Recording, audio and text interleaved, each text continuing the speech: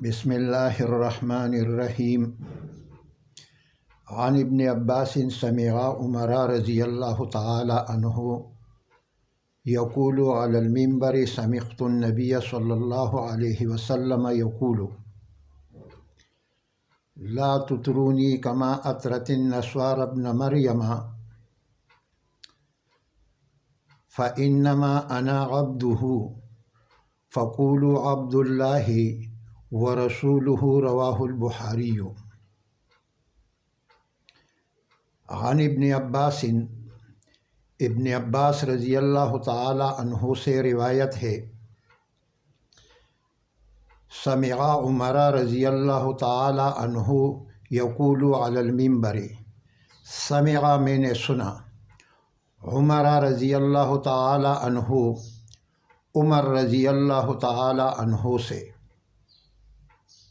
یقول وہ فرما رہے تھے، علی المنبر منبر پر، سمعت میں نے سنا النبی صلی اللہ علیہ وسلم نبی صلی اللہ علیہ وآلہ وسلم سے، یقول نبی صلی اللہ علیہ وسلم ارشاد فرما رہے تھے، لا تطرونی،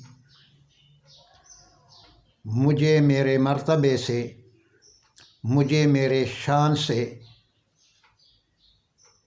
آگے مت لے کے جاؤ، میری شان مبارک میں غلو افراط حد سے تجاوز مت کرو، کما اطرت النصارى ابن مریم، جیسا افراط غلو فی الدین حد سے تجاوز نصارہ نے ابن مریم عیسیٰ علیہ السلام کے شان مبارک میں کیا تھا۔ فَإِنَّمَا أَنَا عَبْدُهُ، فَإِنَّمَا بات یہ ہے اور نہیں، انا میں عبدہ بندہ ہوں، اللہ کا، اس کا بندہ ہوں، یعنی اللہ کا بندہ ہوں۔ فقولو، پس تم بھی کہو، عبداللہ، کہ ہمارا رسول اللہ کا بندہ ہے، ورسولہ، اور اس کا رسول ہے۔ رواہ البخاری، یہ روایت امام بخاری نے صحیح بخاری میں نقل کیا ہے۔ اس حدیث کا نمبر صحیح بخاری میں 3445 نمبر ہے۔ علماء حضرات، محدثین حضرات دیکھ سکتے ہیں، پڑھ سکتے ہیں، اور انشاءاللہ اس کو معلوم بھی ہے۔ اس حدیث مبارکہ میں غلو فی الدین کا ذکر کیا گیا ہے، اور غلو فی الدین محبت کی وجہ سے انسانوں میں آ جاتی ہے، اور یہ بربادی کا ایک غلط طریقہ ہے۔ اس وجہ سے عبداللہ ابن عباس، جو نبی صلی اللہ علیہ وسلم کے چچا زاد بھائی تھے، عباس رضی اللہ تعالی عنہ کے بیٹے تھے، ان سے یہ روایت ہے، سمع عمر رضی اللہ تعالی عنہ یقول علی المنبر، وہ فرماتے ہیں کہ میں نے سنا عمر رضی اللہ تعالی عنہ کو، جو منبر پر تشریف فرماتے اور فرما رہے تھے،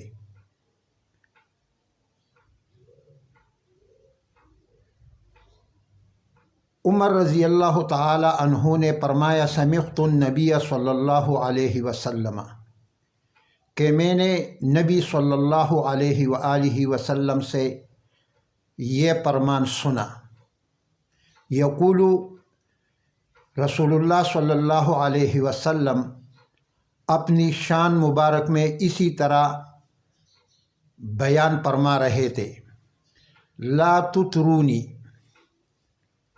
میری شان مبارک میں حد سے مت بڑھو، اس میں غلو مت کرو۔ یہ بات نبی صلی اللہ علیہ وسلم نے کیوں کہی؟ کیونکہ اللہ رب العزت نے ان کو بذریعہ وحی بتایا تھا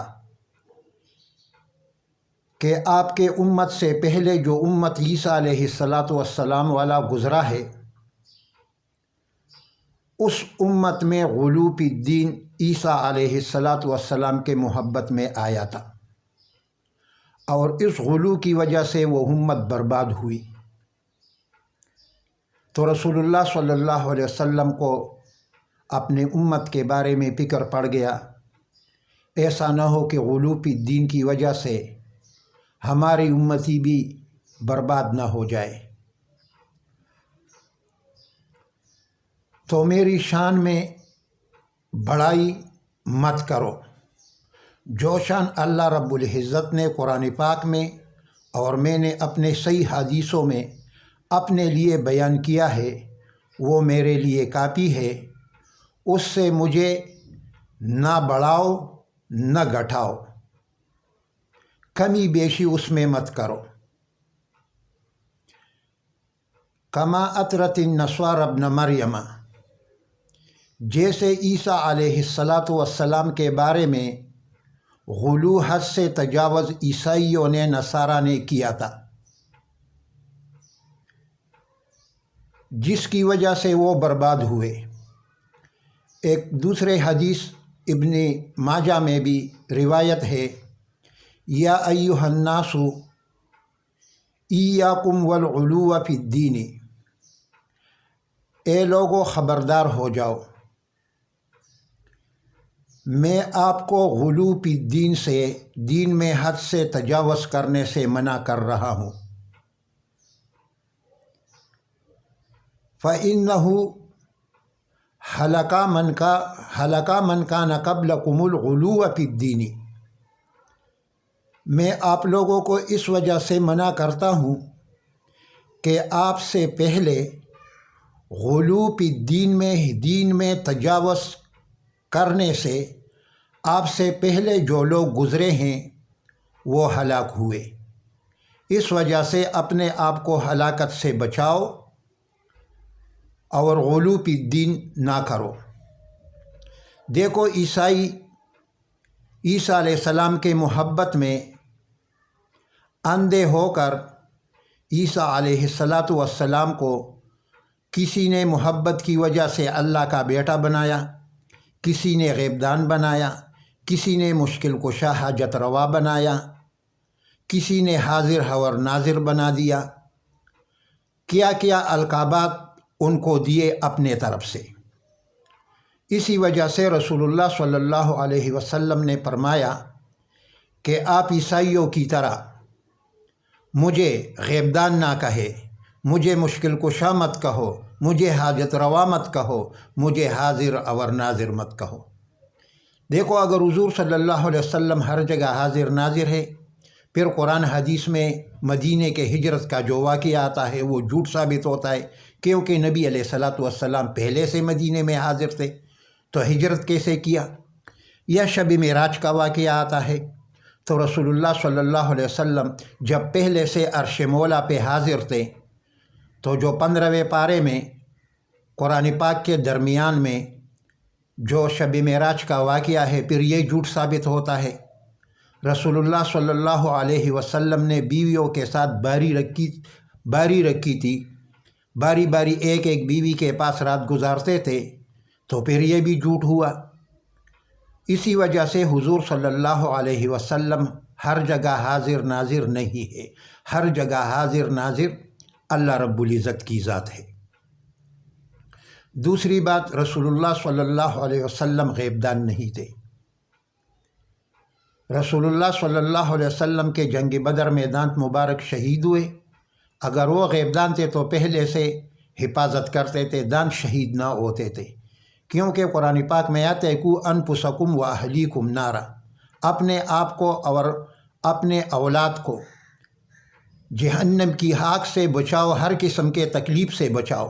علماء کہتے ہیں کہ اس میں یہ نہیں کہ صرف آگ سے بچاؤ، ہر قسم کے تکلیف سے بچاؤ۔ دوسری بات کہ رسول اللہ صلی اللہ علیہ وسلم ایک سفر میں آ رہے تھے سواری پر، تو آپ صلی اللہ علیہ وسلم سواری سے گر پڑے اور زخمی ہوئے، جس کی وجہ سے رسول اللہ صلی اللہ علیہ وسلم کھڑے ہو کر نماز پڑھنے سے قاصر تھے، نہیں پڑھ سکتے تھے، تو صحابہ کو بیٹھ کر نماز پڑھائی۔ دیکھو نماز میں کھڑا ہونا فرض ہے۔ اگر ایک آدمی کھڑے ہونے پر طاقت رکھتا ہو اور یا کوئی عورت رکھتی ہو اور وہ کھڑے ہو کر نماز نہ پڑھے تو اس کی نماز ادا نہیں ہوتی، نماز ادا نہیں ہوگا۔ یہ متفقہ پوری امت کے علماء کا اس مسئلے پر اتفاق ہے۔ تو حضور صلی اللہ علیہ وسلم پہلے سے سواری پہ مضبوط بیٹھے رہتے تھے یا اس جگہ اتر جاتے تھے۔ دوسری بات، رسول اللہ صلی اللہ علیہ وسلم کے دور مبارک میں رمضان میں ایک دفعہ عصر کے بعد کالی آندھی آئی، گٹھائے آ گئی۔ صحیح بخاری میں باب الرمضان میں یہ حدیث ہے، اور اس حدیث کا راوی ابو بکر صدیق رضی اللہ تعالیٰ عنہ کی بڑی بیٹی اسماء بنت ابو بکر، عائشہ رضی اللہ تعالیٰ عنہ کی بڑی بیٹی، بڑی بہن، وہ اس کی راوی ہے۔ وہ کہتی ہے کہ ایسی کالی گٹائیں آ گئی کہ لوگوں نے کہا کہ مغرب واقعہ ہو گیا، تو ہم نے افطار کیا۔ کچھ دیر گزر گیا تو وہ گٹائیں، وہ بادل کالے بادل ہٹ گئے اور سورج نکل آیا۔ لیکن مجھے یہ پتہ نہیں کہ رسول اللہ صلی اللہ علیہ وسلم نے حکم دیا تھا اس روزے کے دوبارہ رکھنے کا یا نہیں دیا۔ دیکھو رسول اللہ صلی اللہ علیہ وسلم اور سب صحابہ اگر غیبدان ہوتے تو وہ یہ سمجھ لیتے تھے کہ اس بادلوں کے پیچھے سورج ہے، ابھی دن ہے، ہم نے اذان کیوں دینا ہے، ہم نے افطار کیوں کرنا ہے۔ تو غیبدان ایک اللہ رب العزت کی ذات ہے۔ مشکل کشا حاجت روا، مشکل کشا حاجت روا، مشکلوں کو دور کرنے والا اللہ رب العزت ہے۔ ایک آدمی نے میرے سامنے کہا یا علی مدد، میں نے کہا یہ مت کہو، یا اللہ مدد کہو۔ اس نے کہا نہیں، یا علی مدد نعوذ باللہ، علی رضی اللہ تعالیٰ عنہ بھی مدد کر سکتے ہیں۔ میں نے اس سے کہا کہ علی کو پیدا ہوئے کتنا عرصہ ہو گیا؟ اس نے کہا تیرا 1400 سال ہو گئے۔ میں نے کہا علی جب پیدا نہیں ہوئے تھے رضی اللہ تعالیٰ عنہ تو کون مدد کرتے تھے 1400 سال سے پہلے؟ تو وہ چپ ہو گیا۔ دیکھو مدد دو طرح کی ہے، ایک ما فوق الاسباب ہے، ایک ما تحت الاسباب ہے۔ فوق الاسباب مدد اس کو کہتے ہیں جو اللہ کے سوا نہ کوئی نبی کرے نہ کوئی ولی کرے، جیسے کسی کو بیٹا دینا، کسی کو پیدا کرنا، کسی کو موت دینا، کسی کو زندگی دینا، کسی کو عزت دینا، کسی کو ذلت دینا، کسی کو ہدایت دینا۔ یہ کس کا کام ہے؟ یہ اللہ رب العزت کا کام ہے۔ کسی کو گونگا پیدا کرنا، یہ اللہ رب العزت کا کام ہے۔ یہ کوئی نبی کوئی ولی نہیں کر سکتا۔ اسی طرح مدد غیب سے، جب اللہ رب العزت سے لوگ مانتے ہیں یہ صحیح ہے، اسی طرح مدد کسی اور سے، یا نبی ہو یا ولی ہو، کوئی بھی پیر ہو فقیر ہو، اس سے مانگنا علماء فرماتے ہیں، میں نہیں، علماء فرماتے ہیں کہ یہ شرک اور کفر ہے۔ جو صفات اللہ کے لیے خاص ہیں وہ صفات نبیوں کے لیے ثابت کرنا کیا ہے؟ یہ شرک ہے۔ دوسرا مدد ہے ما تحت الاسباب۔ ما تحت الاسباب اس سے کہتے ہیں کہ ایک آدمی کے پاس پیسے ہیں، آپ اس سے کہے کہ مجھے 10 روپے قرض دے، یہ اللہ نے اس کے بس میں رکھا ہے، طاقت دیا ہے، وہ آپ کو دے سکتے ہیں۔ یا کسی کے پاس غلے کا ڈھیر ہو، آپ اس سے کہے کہ مجھے 1 من غلہ جو ہے وہ ادھار دے دو، جیسے حدیثوں میں آتا ہے کہ رسول اللہ صلی اللہ علیہ وسلم نے یہودی سے بھی ادھار غلہ لیا ہے، تو وہ دے سکتے ہیں۔ لیکن اگر آپ کسی کو کہے، یہ اس کو کہتے ہیں ما تحت الاسباب۔ یا آپ پولیس کو ٹیلیفون کرے کہ آ جاؤ، پولیس کے پاس گاڑی ہے، پاؤں اس کے ساتھ اللہ نے اس کو یہ طاقت دی ہے، وہ آ سکتے ہیں۔ اسی طرح مدد مانگنا جائز ہے، چاہے یہ آپ کسی مسلمان سے مانگے یا کسی کافر سے مانگے، یہ جائز ہے۔ لیکن وہ ما فوق الاسباب، اللہ کے علاوہ کسی سے مانگنا، علماء فرماتے ہیں یہ شرک ہے، ہم نہیں مانگیں گے۔ اور کلمے کا معنی بھی یہی ہے، لا الہ الا اللہ، اللہ کے سوا کوئی عبادت کا لائق نہیں۔ ابھی حدیث میں آتا ہے الدعاء مخ العبادت، یہ دعا جو ہے یہ عبادت کا مغز ہے۔ اب دعا عبادت ہو گیا، اب جب ہم اللہ سے دعا مانگتے ہیں، یا اللہ رحم فرما، یا اللہ کرم فرما، یا اللہ تعالیٰ جنت الفردوس عطا فرما، تو یہ سب عبادت ہے، اس کا ثواب ہے۔ اللہ سے مانگنا یہ کیا ہے؟ یہ ثواب ہے۔ اگر ہم غیب سے اسی طرح مدد کسی مردے سے یا زندے سے مانگیں گے جب وہ ادھر نہ ہو تو یہ کیا ہے؟ یہ گناہ ہے، کیونکہ ہم ان کی عبادت کرنے لگے تو کلمے کا معنی ہی ہم نے الٹا کر دیا۔ خود کہا کہ اللہ کے سوائے عبادت کا لائق نہیں۔ ابھی ہم جب کسی انسان سے مدد مانگے کہ ہمیں بیٹا دے، ہمیں دولت دے، ہمیں جنت دے، تو یہ ان کی عبادت ہو گئی، تو اللہ کے ساتھ عبادت میں کسی اور کو شریک کیا۔ سوچ چاہیے اور سمجھ چاہیے۔ اسی وجہ سے کسی سے مدد مانگنا مافوق الاسباب کسی طرح بھی ہو، مافوق الاسباب چاہے وہ موجود ہو یا نہ ہو، یہ کیا ہے؟ یہ کفر اور شرک ہے، اس سے بچنا چاہیے۔ محمد الرسول اللہ، محمد صلی اللہ علیہ وسلم اللہ کے رسول ہے۔ تو اس وجہ سے رسول اللہ صلی اللہ علیہ وسلم نے فرمایا کہ آپ یہود اور نصارہ کے عاداتوں سے اور کرتوتوں سے اپنے آپ کو بچائیں، اسی طرح نہ کریں۔ فَإِنَّمَا أَنَا عَبْدُهُ، بس بات یہ ہے اور نہیں، میں اللہ کا بندہ ہوں۔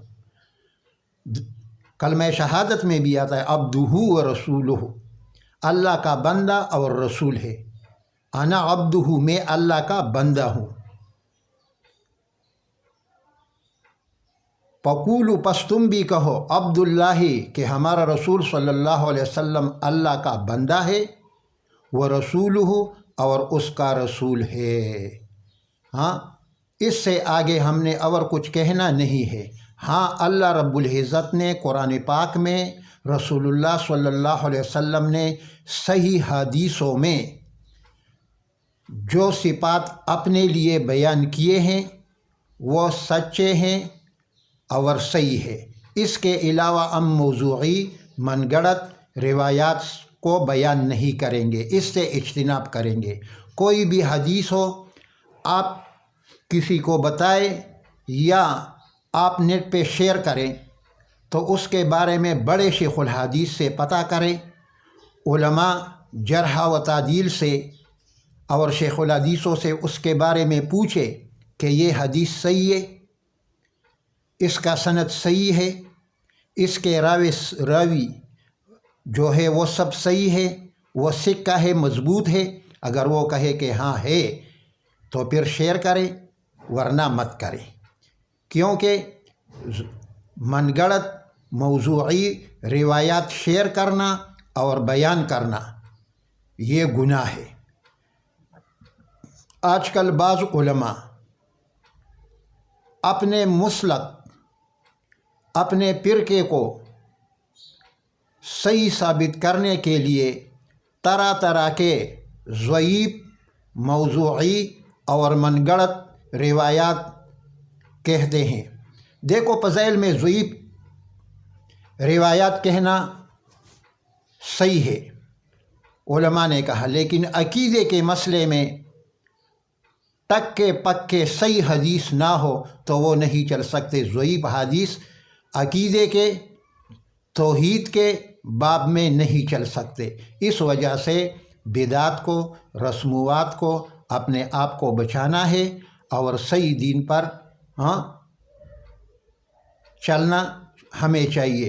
دعا کرے کہ اللہ رب العزت ہم سب کو صحیح دین پر چلنے کی توفیق عطا فرمائے، رسول اللہ صلی اللہ علیہ وسلم کی قیامت کے دن شفاعت نصیب فرمائے، دونوں جہانوں کی خوشیاں عطا فرمائے، جنت الفردوس اعلیٰ میں ہمیشہ کے لیے سب مسلمانوں کو رسول اللہ صلی اللہ علیہ وسلم کا پڑوس عطا فرمائے، آپس میں ہمارا اتفاق اتحاد نصیب فرمائے۔